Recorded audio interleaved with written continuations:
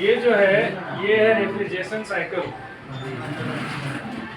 Refrigeration cycle जो है AC का सबसे इम्पोर्टेंट चैप्टर। ये आप एसी में ले लीजिए या एसी में ले लीजिए, जो डोमेस्टिक आपका आता है उसके लिए। कोई भी एसी हो उसमें ये चीज होना तय है। अगर ये चीज नहीं होगा तो आपका कूलिंग नहीं होगा। अब कूलिंग करने के लिए सबसे पहले आप देखिए कि ये है हमारा कंप्रेसर, ये कंडेंसर और ये इवेपोरेटर। अब यहाँ से क्या होता है कि साइकिलेशन करता है, रेफ्रिजरेशन साइकिल जिसको बोले। रेफ्रिजरेंट मतलब क्या? गैस। रेफ्रिजरेंट गैस को कहते हैं। और साइकिलेशन जो यहाँ से शुरू होकर वापस यहाँ आ रहा है उस चीज को हम लोग साइकिलेशन कहते हैं। ठीक है, इधर से आकर के और फिर वापस घूम करके ठंडा करके वापस कंप्रेसर के अंदर चले आते, इसको हम लोग क्या कहेंगे? साइकिलेशन कहेंगे। तो रेफ्रिजरेशन साइकिल इसको कहते हैं। रेफ्रिजरेशन साइकिल में रेफ्रिजरेंट जो होता है, गैस जो होता है, जिस चीज को हम डालते हैं, किस चीज के लिए? एसी को ठंडा करने के लिए। कंप्रेसर अगर आपका चल रहा है और गैस उसमें नहीं है तो ठंडा नहीं होगा। लास्ट टाइम में कंप्रेसर क्या होगा? हीट हो जाएगा और हीट होके बंद हो जाएगा, ड्रिप कर जाएगा। ठीक है, तो उसके लिए हमको सबसे पहले इसके अंदर क्या डालना पड़ेगा? गैस डालना पड़ेगा। जब गैस हम डालेंगे, गैस जब इसके अंदर डालेंगे तो ये आप देख रहे हैं, ये एक चीज जो है ये कंप्रेसर के अंदर रहता है, इसको हम लोग पिस्टन कहते हैं। क्या कहते हैं? पिस्टन कहते हैं। पिस्टन का काम क्या है कि गैस को कंप्रेस करना। ठीक है, एक साइड से खींचना, दूसरे साइड से छोड़ना, फेंक देना। देखिए यहाँ पर ये चीज है, वो देख रहे हैं, ये जब पिस्टन नीचे आ रहा है तो गैस यहाँ से अंदर की तरफ आ रहा है, लेकिन फिर ये पिस्टन जब ऊपर जाएगा तो गैस ऊपर की तरफ निकलेगा। इसमें जो है ना दो रीड रहता है, रीड, सक्शन रीड और डिस्चार्ज रीड। डिस्चार्ज रीड और सक्शन रीड। सक्शन रीड जो है, सक्शन क्या, जो सक कर रहा है, खींच रहा है, वो अंदर की साइड में, और डिस्चार्ज रीड जो है वो ऊपर के साइड में। अब इसमें होता क्या है कि जैसे ही पिस्टन नीचे आएगा ये रीड जो है ना ये ऐसा खुल जाएगा। जैसे ही खुलेगा गैस इसके अंदर आ गया, लेकिन ये जब नीचे आएगा ये खुलेगा तो ये क्लोज हो जाएगा, टाइटली क्लोज हो जाएगा, क्योंकि ये नीचे आने का इसका रास्ता नहीं है।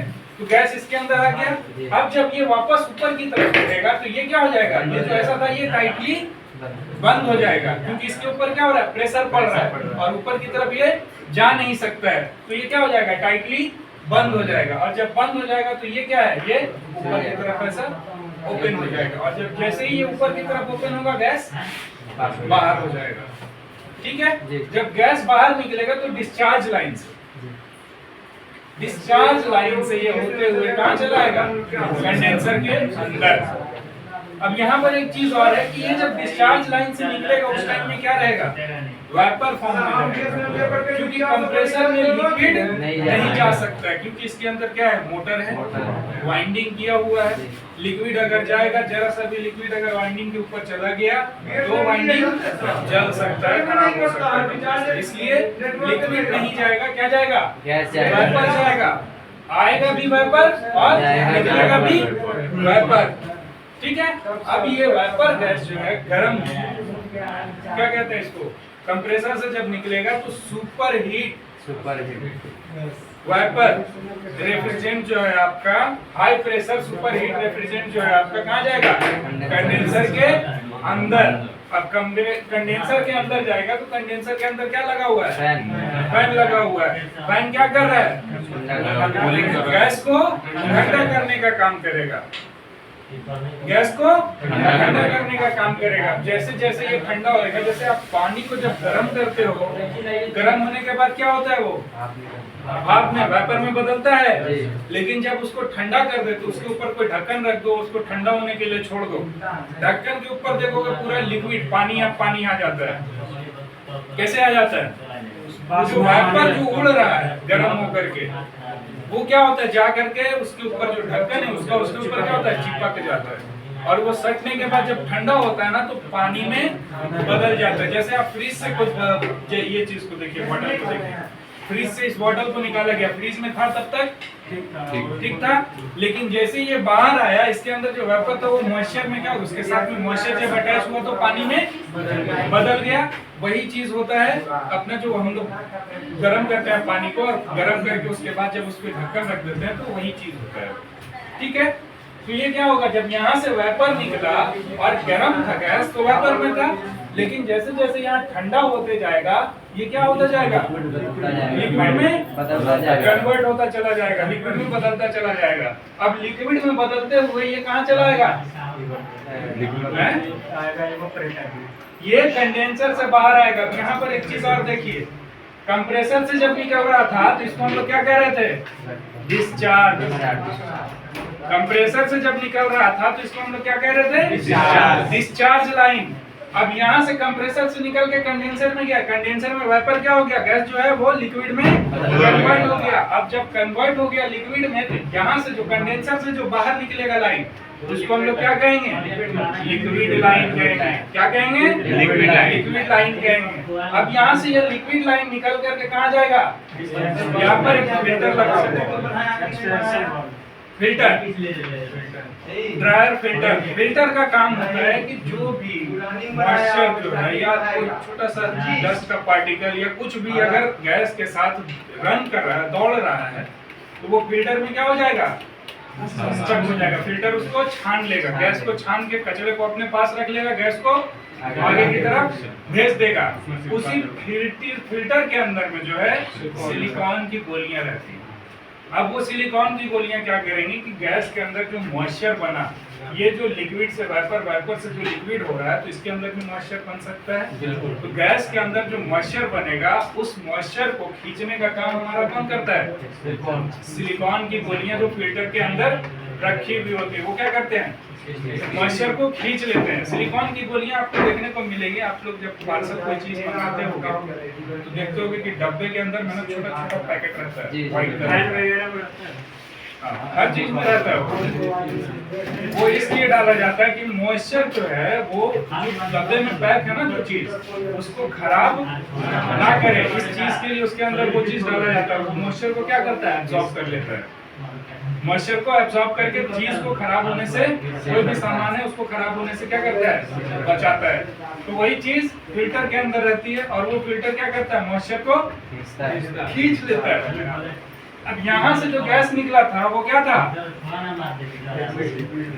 Super heat high pressure vapour refrigerant यहाँ से निकला, कंडेंसर के अंदर गया, यहाँ पर हीट क्या हो गया, रिजेक्ट हो गया। हीट यहाँ पंखा चल रहा था, ठंडा हवा लगा, टेम्परेचर क्या हो गया, कम हो गया, टेम्परेचर डाउन हो गया, गैस ठंडा हो गया, लेकिन प्रेशर अभी तक वही है, क्योंकि यहाँ पर सिर्फ इसके हीट को रिजेक्ट किया गया है, प्रेशर को रिजेक्ट नहीं किया गया है। अब यहाँ से जब ये आगे की तरफ बढ़ेगा एक्सपेंशन वाल्व की तरफ, तो यहाँ तो हमने हीट रिजेक्ट कर दिए थे, बीच में फिल्टर था वो क्या किया, गैस को छान लिया, साफ सुथरा कर दिया। अब इसके आगे बढ़ेंगे तो हमारा आएगा क्या, एक्सपेंशन वाल्व। एक्सपेंशन वाल्व का काम है प्रेशर को रिलीज करना। अब प्रेशर को रिलीज करने के लिए क्या करना पड़ेगा, इसके अंदर क्या करना है। अब कोई चीज देखिए, जैसे आप कहीं से 5 इंची के पाइप में पानी लेके आ रहे हैं, अब 5 इंची के पाइप में अगर पानी लेके आ रहे हैं, उसका प्रेशर तो हैवी होगा, प्रेशर हाई होगा ना। अब उस 5 इंची के जो लास्ट हो रहा है, मुंह जहाँ पर पानी निकल रहा है, वहाँ पर 2 इंची या 1 इंची का पाइप लगा तो क्या होगा, प्रेशर कम जाएगा ना, प्रेशर क्या हो जाएगा, रिलीज हो जाएगा। तो वही चीज यहाँ पर होता है। यहाँ पर जो आ रहा है, जैसे कि अगर 2 mm या 3 mm का पाइप आ रहा है, यहाँ पर हाफ का या क्वार्टर का आप रख लीजिए कि यहाँ पर पाइप आ रहा है, ठीक है। अब यहाँ पर आने के बाद यहाँ पर क्या होता है ना कि ये एक्सपेंशन वाल्व है, एक्सपेंशन वाल्व क्या कर रहा है ना, जो गैस आ रहा है ना, उसको क्या कर रहा है, ये क्या कर रहा है, रोक रहा है। रोक करके क्या कर रहा है, नीचे की तरफ फ्लो कर रहा है। अब एक्सपेंशन वाल्व जो है, इसको हम रिमोट से क्या करते हैं, ऑपरेट करते हैं।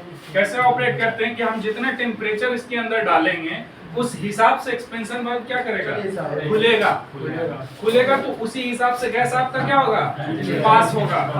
अगर हम टेम्परेचर को हाई कर देते हैं 28-30 पे डाल देते हैं तो क्या करेगा, गैस के मुंह को थोड़ा सा कम कर देगा ताकि गैस का प्रेशर कम हो जाए और कंप्रेसर का जो लोड है वो कम हो जाए।